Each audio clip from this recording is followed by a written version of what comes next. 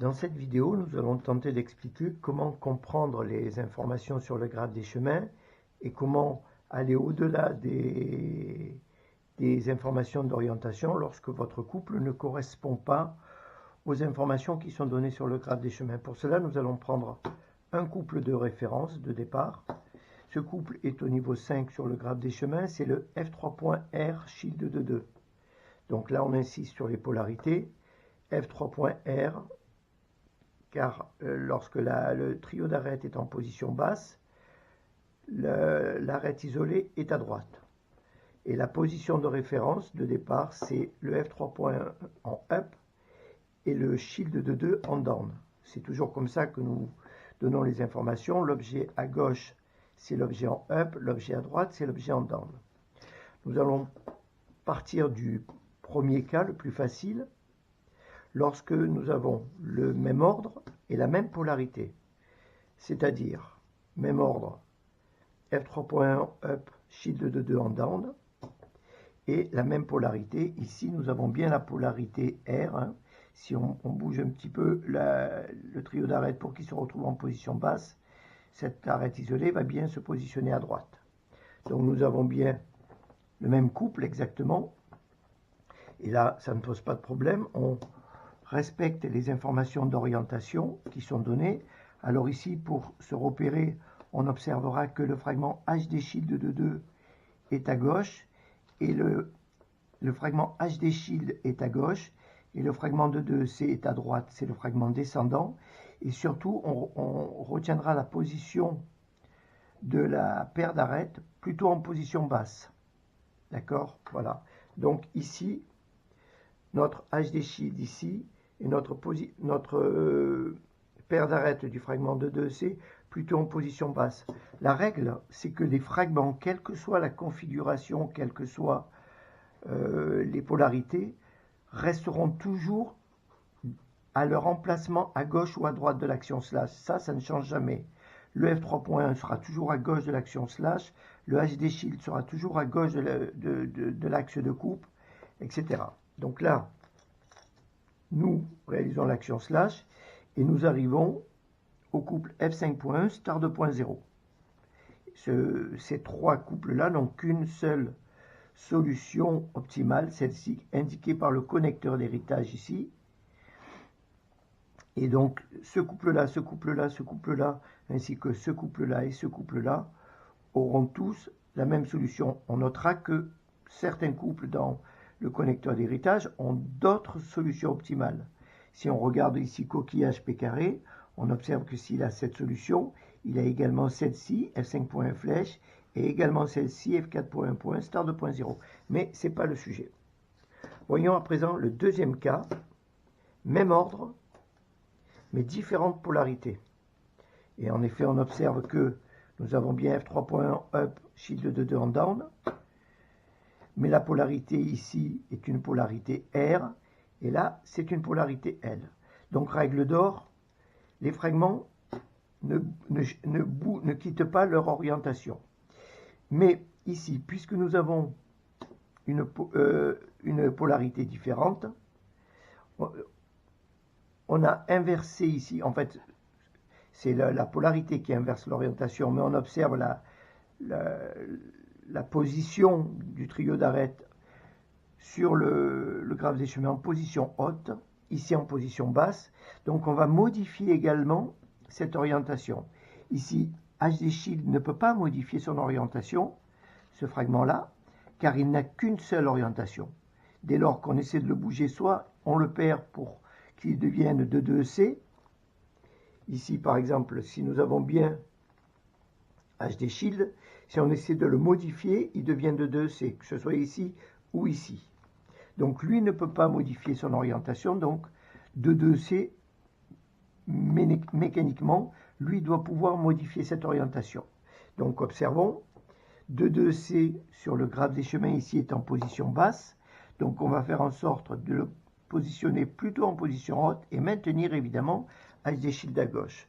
Ici il est en position basse, HD shield est bien à gauche. En fait, ce qui va se passer, c'est que le fragment HD shield va devenir le fragment de 2C en position basse et de 2C va devenir le fragment HD shield. Suivez cette paire d'arêtes. Elle est à présent en position haute. Tout à l'heure, peut-être j'ai dit position haute. Je voulais dire ici position basse. Hein. Donc ici, notre paire est bien en position haute et nous avons bien toujours le fragment de 2EC. Donc les fragments n'ont pas bougé. On a bien H-Wings ici, 3 corps ici, HD Shield de 2EC. Seules les orientations ont bougé et nous obtenons bien notre couple résultat, c'est-à-dire F5.1, star 2.0. Voyons à présent la troisième configuration, c'est-à-dire différents ordres, même polarité. Alors là, il faut être très attentif. Ici, nous avons le couple F3.R, Shield de 2. Donc nous avons bien le couple de référence. Nous allons inverser l'ordre. Donc HD Shield de 2 vient en up et F3.1 vient en down. Si on observe F3.1 de cette façon, on va observer que la polarité n'est plus R mais L. Mais en réalité, c'est toujours la même polarité car nous avons simplement inversé le square one. Mais on peut considérer que c'est une polarité différente. Et dans ces cas-là, on va faire comme dans le cas précédent. On positionne notre fragment H-Wings. Et puisque il s'agit d'une polarité différente en apparence, on le rappelle, on va inverser les positions des pièces en up. HD Shield doit rester à gauche, de 2EC doit rester à droite. Mais l'orientation du fragment de 2EC ici, puisqu'elle apparaît en position basse, elle va être positionnée en orientation plutôt haute. De cette manière-là. Alors on s'attend à avoir F5.1 star 2.0, mais n'oublions pas que nous avons inversé nos deux objets dans le couple. Donc le résultat apparaît inversé, mais nous avons bien star 2.0, F5.1. Voyons à présent la dernière configuration, différents ordres, différentes polarités. Nous avons ici la polarité de l'objet F3.1 L, alors que sur le graphe des chemins, la polarité indiquée est R. Nous savons aussi que nous sommes donc différentes polarités, différents ordres. Donc notre résolution va commencer avec l'objet Shield 2 en up, puisqu'ici il est en down. Donc l'inversion des deux objets et l'inversion de polarité. On sait, pour l'avoir rappelé, que la position des fragments à gauche ou à droite de l'axe de coupe ne bouge pas. Aussi nous orientons notre objet ici avec le fragment H-Wings à gauche de l'axe de coupe et évidemment le fragment 3 corps à droite de l'axe de coupe, puisque ces deux fragments sur cet objet n'ont qu'une seule orientation possible. Donc tout va se jouer en up. On sait qu'il va falloir placer le fragment HD Shield à gauche de l'axe de coupe et le fragment 2EC à droite de l'axe de coupe. On observe la polarité et on se dit la polarité est inversée.